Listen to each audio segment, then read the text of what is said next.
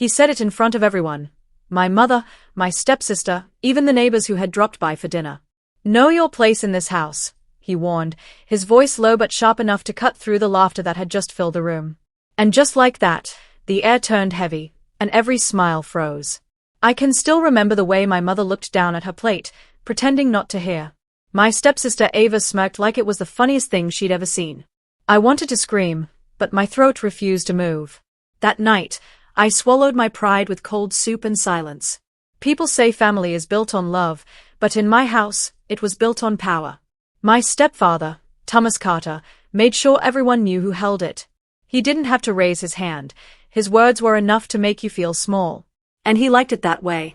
I spent years trying to earn his respect, thinking maybe if I stayed quiet long enough, he'd see my worth. But I was wrong. Silence doesn't earn you respect. It only teaches people how to ignore you. That night, when he told me to know my place, something inside me broke, and something else woke up. Because if he wanted to see my place, I was going to show it to him. When people looked at our house from the outside, they saw perfection, a bright white porch, a manicured lawn, and a family that waved at neighbors every Sunday morning. My mother, Marilyn, always said, "Respect is everything, Lena. As long as people believe we're happy, we are." I wanted to believe that too.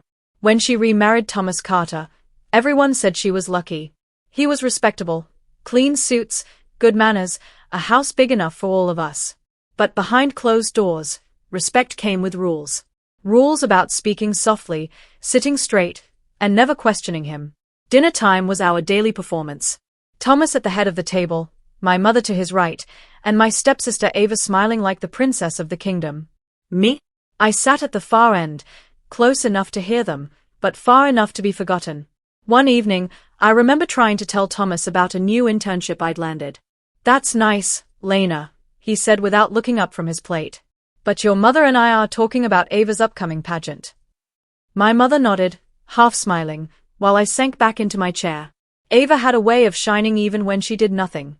When guests came over, Thomas would introduce her proudly. "My daughter, Ava, just got accepted into the best university in the state." Then his tone would shift when he turned to me. "And this is Lena, Marilyn's daughter." Just that pause, that tone, like a label that would never peel off. I tried to fit in. I helped my mother in the kitchen, made sure the table was set perfectly, never raised my voice. Once, Grandma Ruth pulled me aside and whispered, "Don't take it to heart, dear. Some people love control more than peace." I nodded, pretending not to understand, though I understood it too well. There were small moments that stung more than arguments, like the time Thomas gave Ava his old car for practice but told me I wasn't responsible enough to drive. Or when he framed Ava's diploma and placed it in the hallway, while mine stayed in a drawer. Each little thing chipped away at me, but I told myself to be patient. Every Sunday, Thomas would gather the family for brunch. The neighbors called it the Carter Sunday tradition. He'd raise his glass and say, "To family, the one thing you can't buy." And everyone would laugh politely. I'd smile too, pretending not to notice how his eyes never met mine. Sometimes at night, I'd hear my mother crying quietly in their room. Once, I caught a glimpse of her reflection in the hallway mirror, her hand clutching her necklace, her face tight with fear. I wanted to ask what was wrong, but she always brushed it off. "It's nothing, sweetheart. Just tired." But it wasn't nothing. You could feel the cracks beneath the marble floor. Ava, of course, pretended not to notice the tension. "You overthink everything," she told me one morning. "Dad's just strict because he wants order." I looked at her, her confidence, her ease, and wondered what it felt like to be loved without earning it. Then came the day of the family gathering, Thomas's colleagues, old friends, and all the people he needed to impress. My mother told me to wear something modest but nice. Ava twirled in a designer dress Thomas bought her. During dinner, I made a joke, something light, harmless, but Thomas's expression hardened. "Lena," he said coldly, "this is not the time for childish comments. Know your place." Laughter died instantly. The guests looked down at their plates. My mother's face went pale. I forced a smile, pretending it didn't matter, but my heart was pounding so loudly I could barely hear the rest of the conversation. That night, I sat by my window long after everyone went to sleep. The house looked peaceful again, but peace built on fear never lasts. Something inside me whispered, There's more to this house than he wants anyone to see.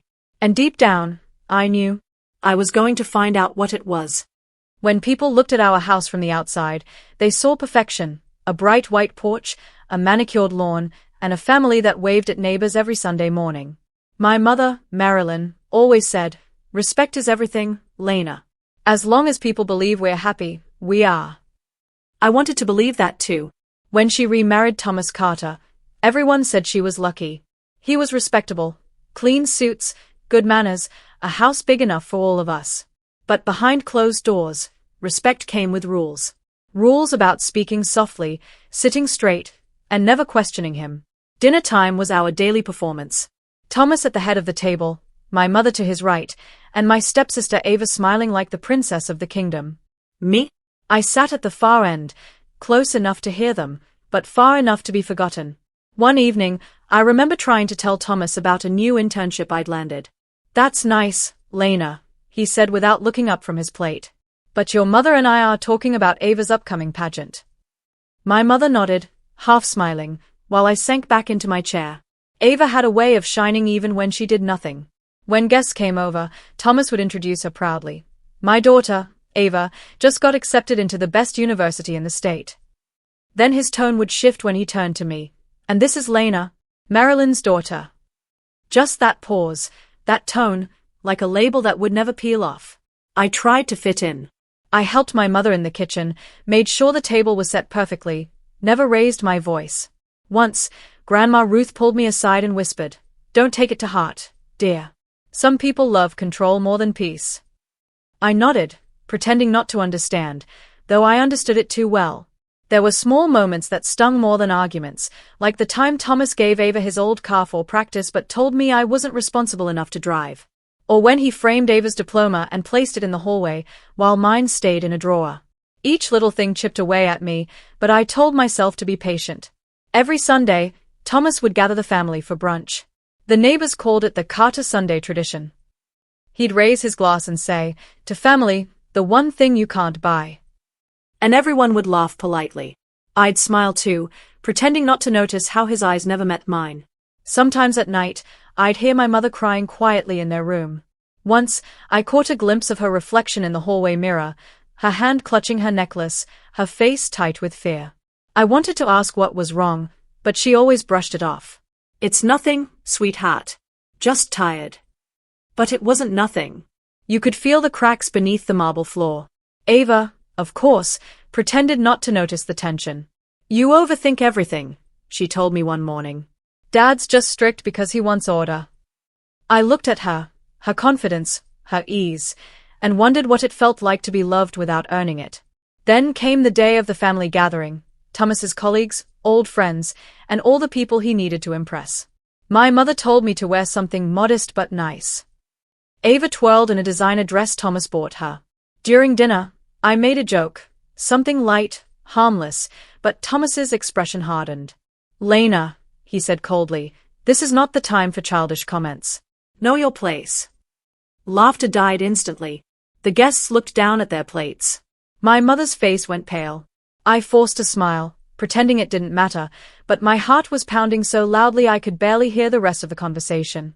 That night, I sat by my window long after everyone went to sleep. The house looked peaceful again, but peace built on fear never lasts. Something inside me whispered, "There's more to this house than he wants anyone to see." And deep down, I knew I was going to find out what it was. It began with small things, the kind that only hurt when they keep happening. A forgotten invitation, a dismissive glance, a joke made at my expense that everyone else laughed at. At first, I told myself it wasn't personal. But deep down, I knew better.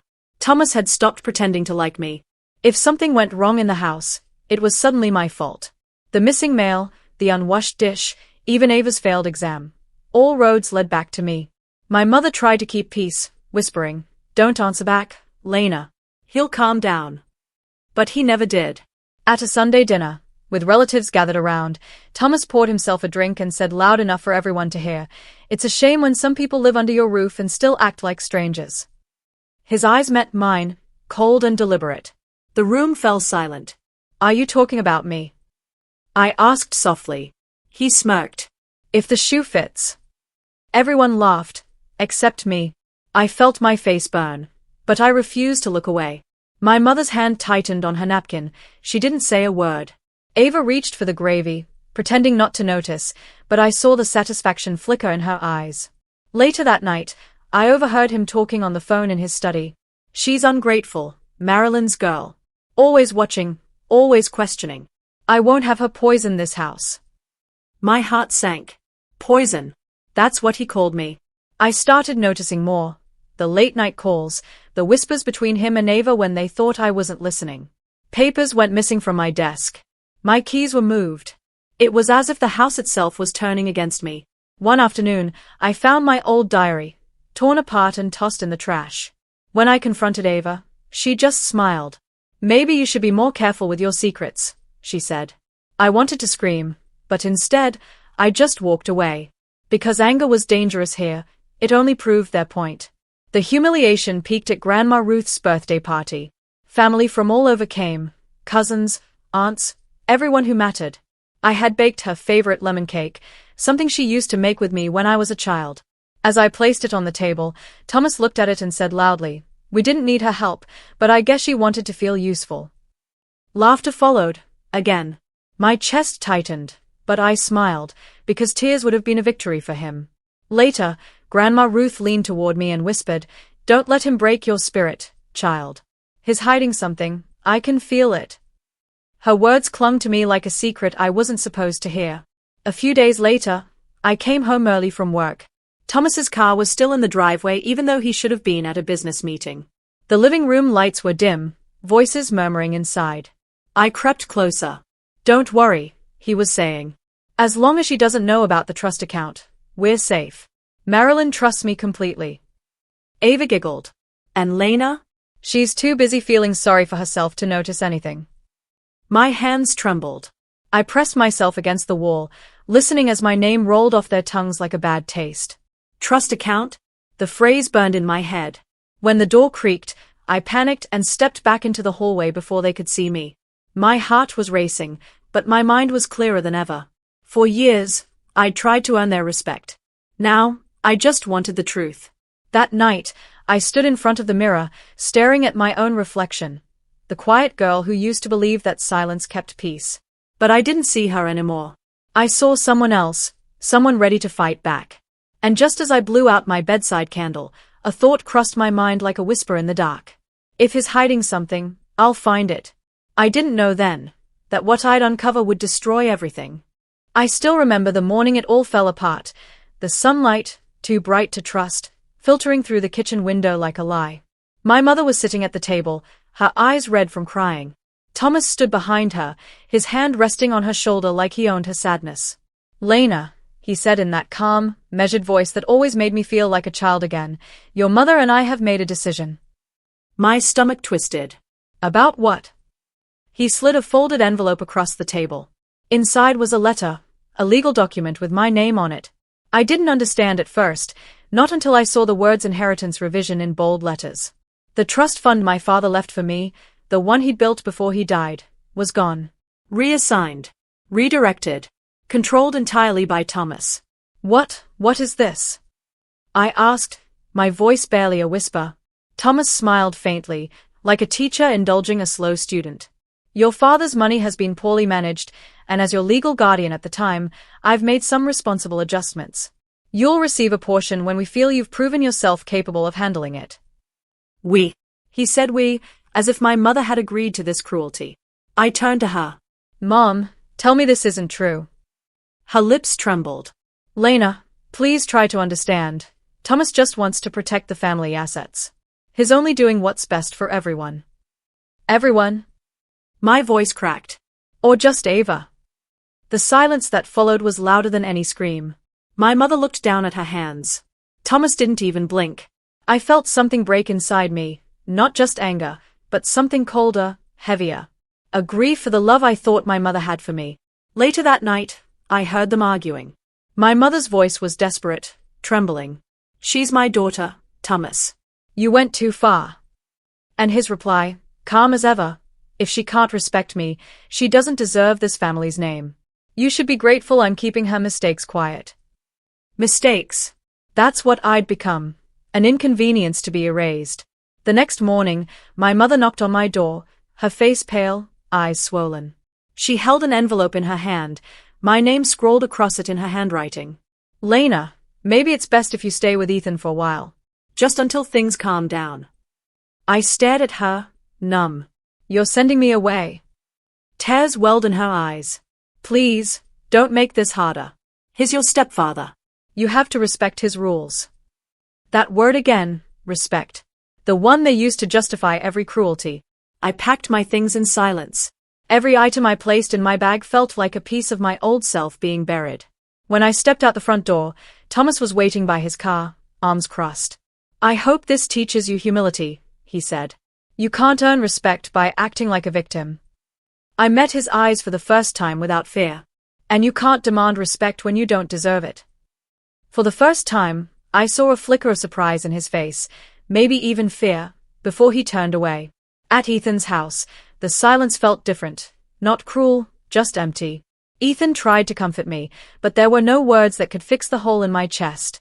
At night, I'd sit on the porch, staring into the dark, replaying every insult, every smirk, every moment my mother chose him over me. Days turned into weeks. I didn't hear from them once. Not a call. Not even a message. It was as if I had been erased from their lives. One evening, I opened an old photo album my father had made, pages filled with smiles, birthdays, family trips. In the back pocket, I found a sealed letter with my name written in his handwriting. My heart stopped. Inside, my father had written, "If you're reading this, it means I'm gone. Remember, Lena, strength isn't in silence. It's in standing for what's right, even if you stand alone." I broke down then, not just from pain, but from the realization that I had spent years trying to earn love from people who thrived on taking it away. That night, something inside me shifted. The tears stopped coming.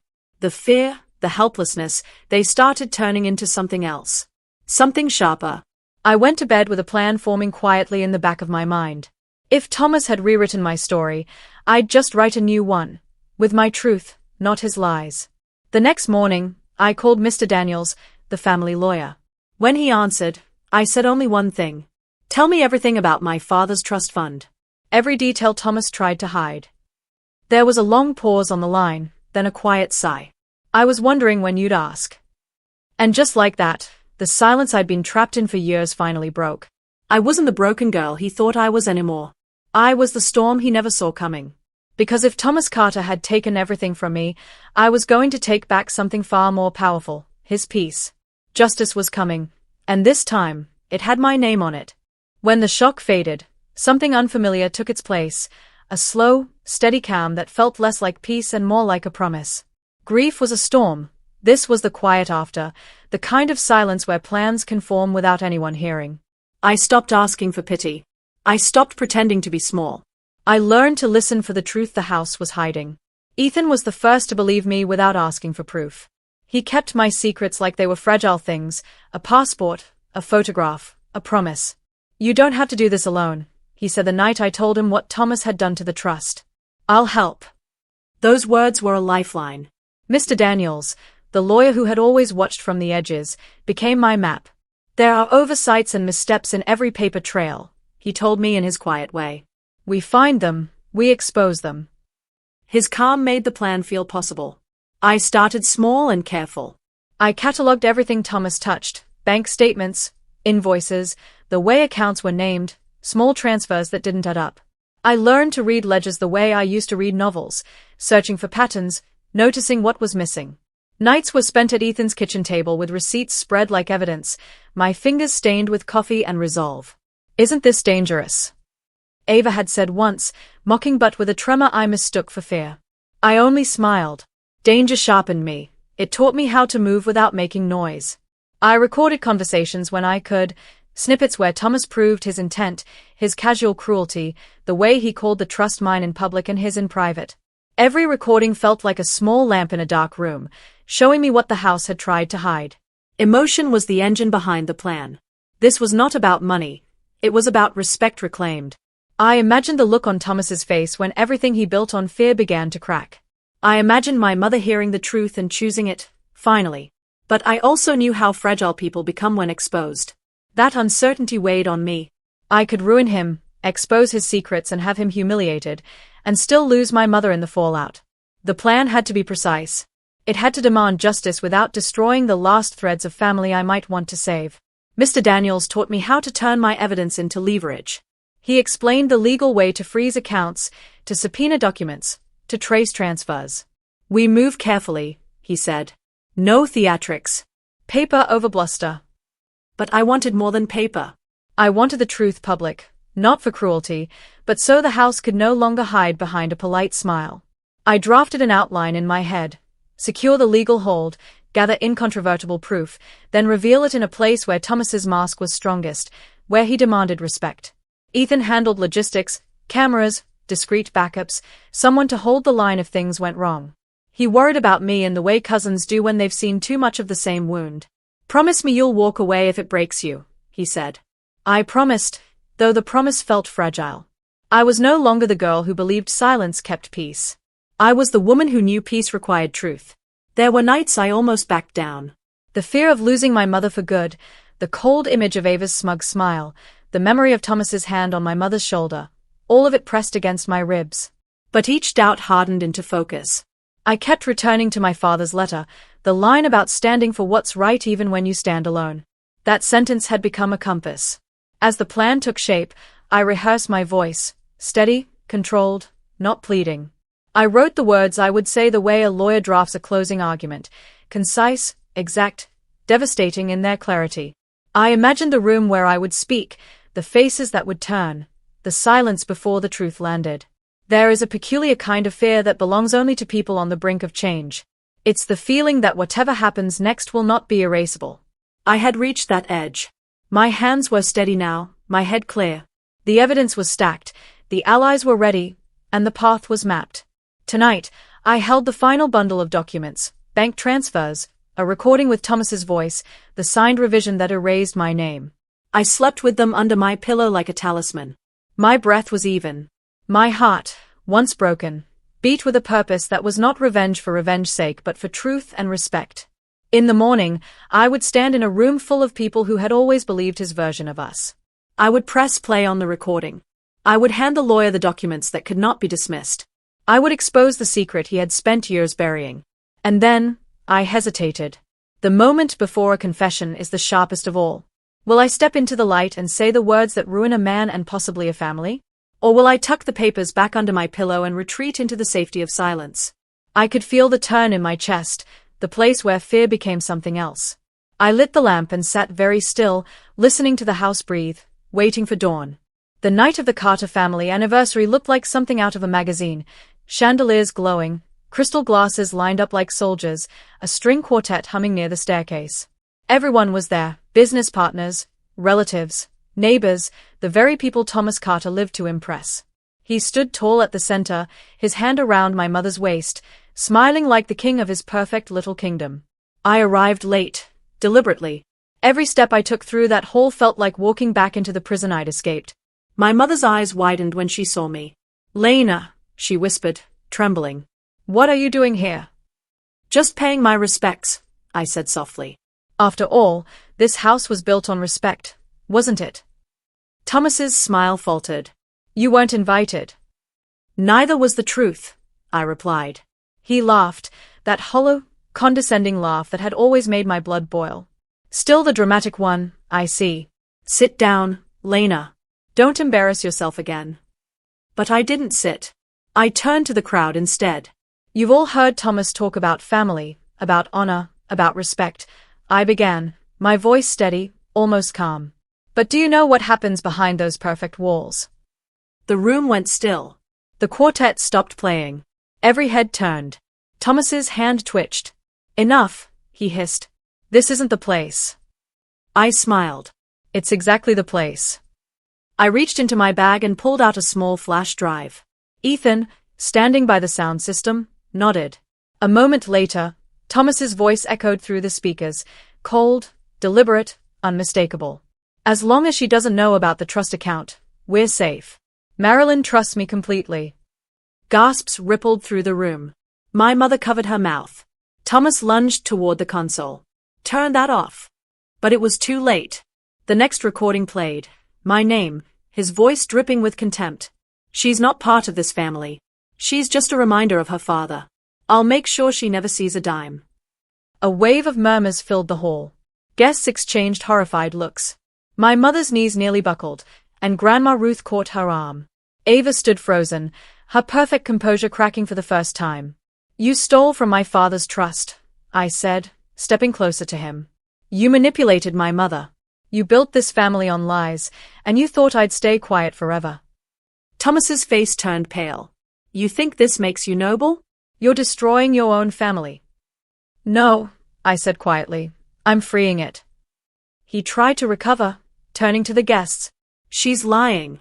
This is revenge, nothing more. I held up the printed bank records. Then why is your signature on every transfer? Silence. Then whispers, the kind that spread like fire. Mr. Daniels, calm and precise, stepped forward. These documents are verified. Misappropriation of trust assets is a criminal offense. I've already filed the case. Thomas staggered back, the color draining from his face. You can't do this. I didn't, I said. You did, the day you told me to know my place. My mother began to sob, not the quiet kind she'd hidden behind closed doors, but raw, trembling tears that broke years of silence. Thomas, tell me this isn't true. He said nothing. For a long moment, nobody moved. The room was heavy with shame, truth, and the collapse of illusion. Then Grandma Ruth's voice, steady and cold. You brought this on yourself, Thomas. Respect built on fear never lasts. Guests began to leave, avoiding his eyes. My mother stood alone, broken but free. Ava slipped out quietly, her eyes red with humiliation. Thomas tried one last defense. You'll regret this, Lena. You've ruined me. I looked at him, really looked at him, and felt no pity. No, I said. You ruined yourself when you forgot that truth always finds its voice. The last sound was the door closing behind him as security escorted him out, the echo of a man stripped of power. For the first time, the house was silent, not the silence of fear, but of freedom. I turned to my mother, placed the flash drive in her hand, and whispered, Now you know my place. And with that, I walked out, not defeated, but whole. The night air hit my face like a baptism. Justice had been spoken, and for the first time in years, I could finally breathe. The house felt different after that night. It was quieter, not the heavy, suffocating silence it once carried, but a lighter one. The kind that follows a storm when the air is finally clean again. Thomas was gone within a week. The company board cut ties with him after the scandal broke, and the papers printed his downfall in neat, unforgiving columns. Local businessman under investigation for embezzlement. That was his new title. His name, the one he guarded like a crown, had become his own undoing. My mother stayed behind in the same house, but it no longer looked the same. Without his rules, his shadow, it felt smaller, softer somehow. I visited her a few days after the confrontation. She was sitting by the window, her hands clasped tightly, eyes tired but open in a way I hadn't seen in years. Lena, she said quietly, I don't expect you to forgive me.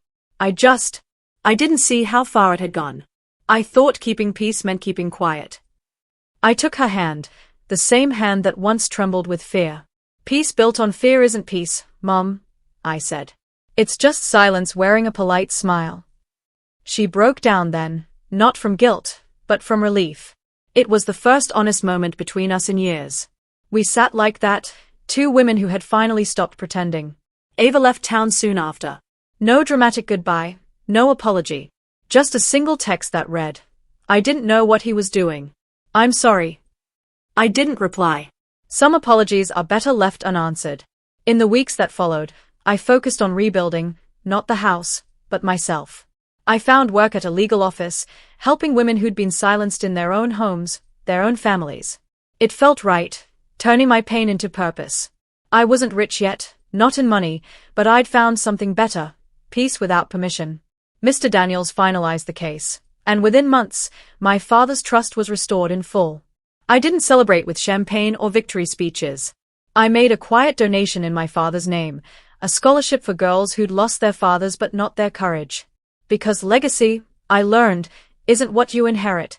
It's what you build from the ashes of betrayal. One evening, I stood in the backyard of the house, the same one where I'd once been told to know my place. The porch light flickered softly, casting long shadows across the grass. It hit me then how strange justice feels, not loud or explosive, but calm, like the end of a long-held breath. Grandma Ruth joined me, her cane tapping gently against the steps. "You did what no one else dared, child," she said, her eyes glimmering. "You told the truth, even when it hurt." I smiled. "He told me to know my place," I said quietly, looking out at the horizon. "Turns out, my place was never beneath him." She chuckled softly. "No, it wasn't. And you've reminded us all what real respect means." As the sun dipped low, the house behind us seemed to sigh, as if relieved to finally rest. 4 years, it had been filled with control, fear, and performance. Now, it was just a home again, imperfect, but honest. I didn't hate Thomas anymore. That surprised me.